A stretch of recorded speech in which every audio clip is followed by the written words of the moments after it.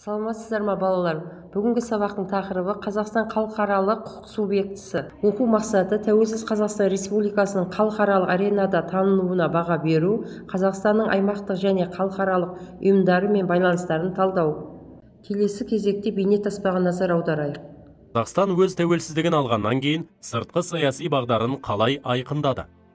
1991 жылдан бастап сыртқы саясат пен халықаралық қатынастар саласында көптеген шаралар жүзеге асырылды.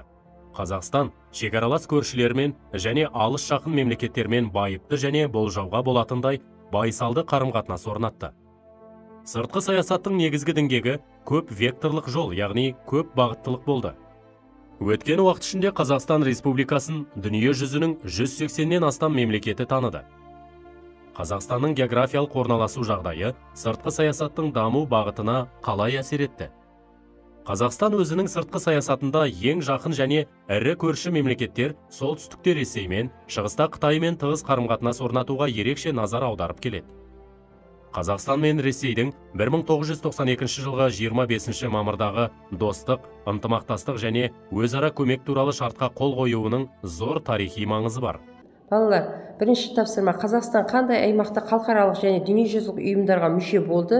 Кесте толтырыңыздар. Екінші тапсырма: дерек мазмұнымен танысып, ШО және ЕАО ұйымына мүше мемлекеттерді саяси картадан анықтаңыздар.